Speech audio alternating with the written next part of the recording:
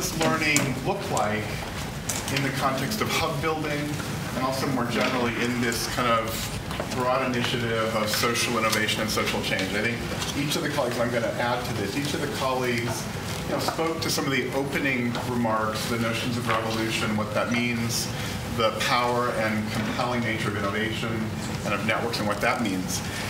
What I'd like to do is I'd like to just real time, I thought all three people who spoke were amazing, and I'm going to be trying to add to that. What I'd like to do is sort of extract out, while I was sitting here, I was writing down a couple of ideas about what I'm going to call the 5 C's. I just made this up.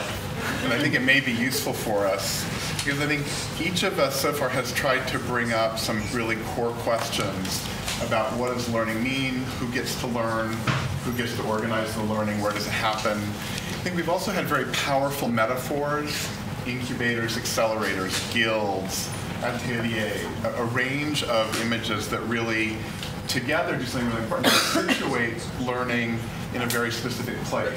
And how we know that specific place is then how do you migrate the learning out to other activities. So the 5 C's I'm going to give you, and these are really literally top of head, but I think they may be helpful for us.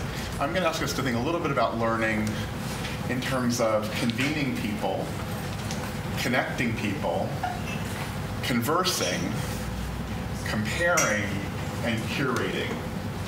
And I'm not using words like cooperate or collaborate. I'm not suggesting we think about some other equally useful words. I think those 5, convene, converse, connect, curate, compare, are useful for us because they remind us, I think, of a really distributed, rich process of learning.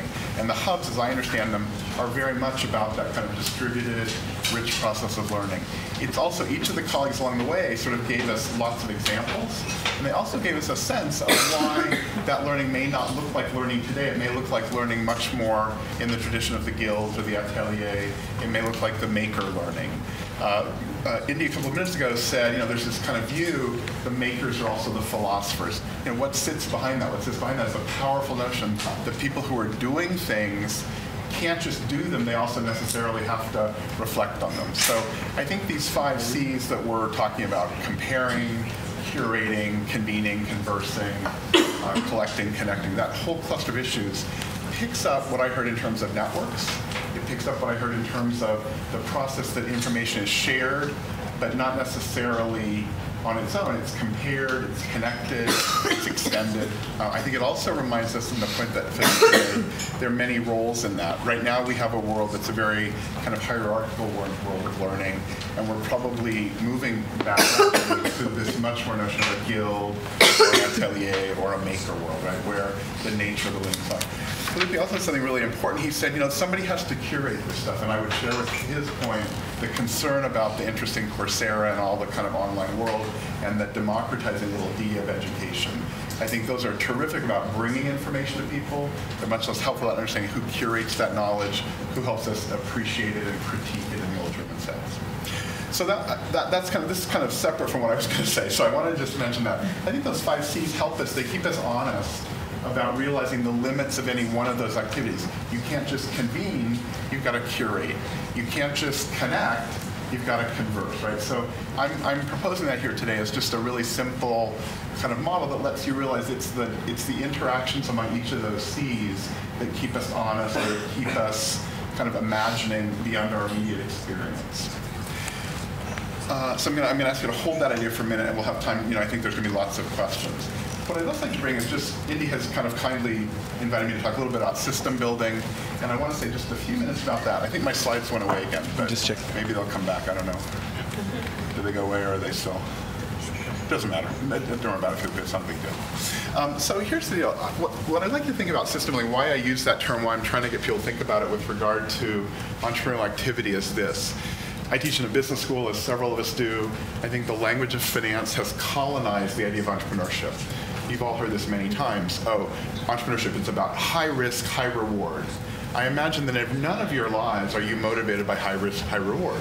You're probably motivated, right? You're probably motivated by fixing something, solving something, creating something. And so my concern with the idea of entrepreneurship, in some sense, it's gotten overly colonized by this notion that entrepreneurs are really people who make big things happen and make a lot of money.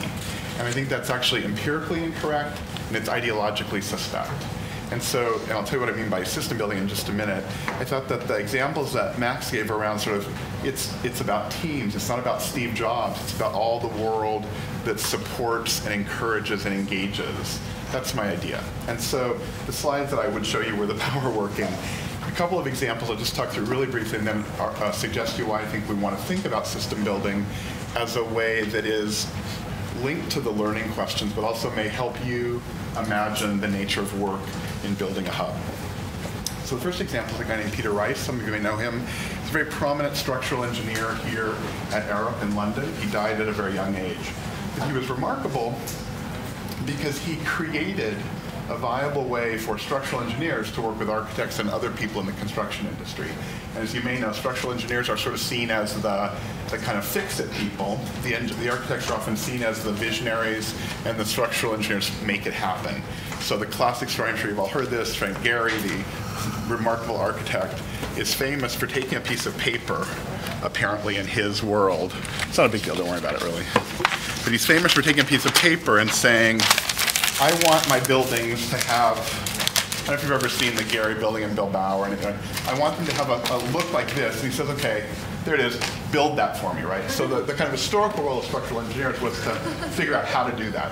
And this guy, Peter Rice, was someone who really imagined a different way to work with the incumbent set of actors and expertise in that space. He earned the respect of architects. He worked with construction people. He worked with politicians.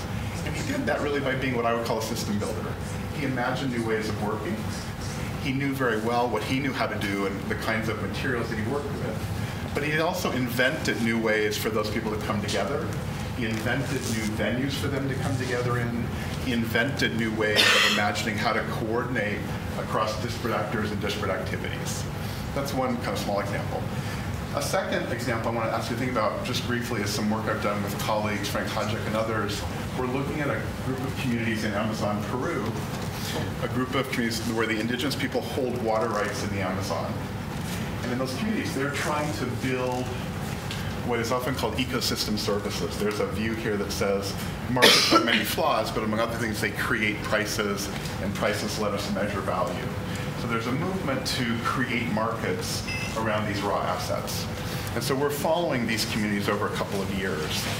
And the imagery there is, okay, what happens? Well, in each of these 12 communities, there are local actors who come together who are making kind of basic decisions. Do we partner with a firm or with a development agency? And who do we connect to, and how do we connect to them?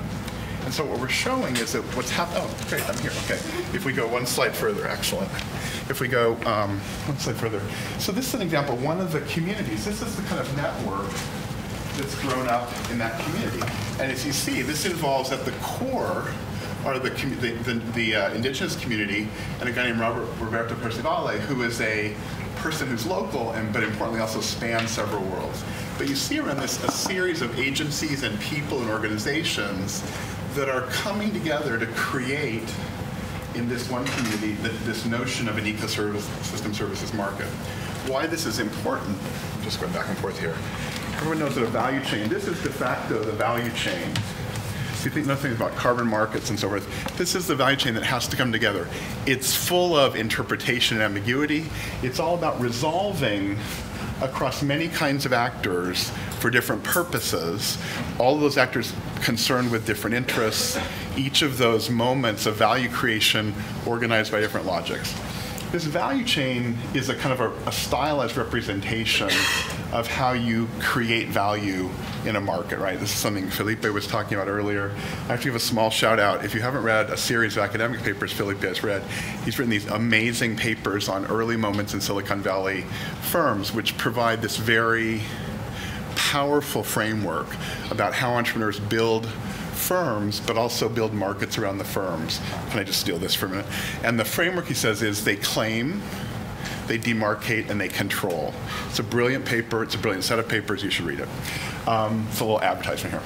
But so this is sort of an abstraction of how value gets created in the context of carbon markets. This is our picture then. Oops, sorry. This is our picture of what that looks like on the ground. And this is what I'm actually thinking about system builders.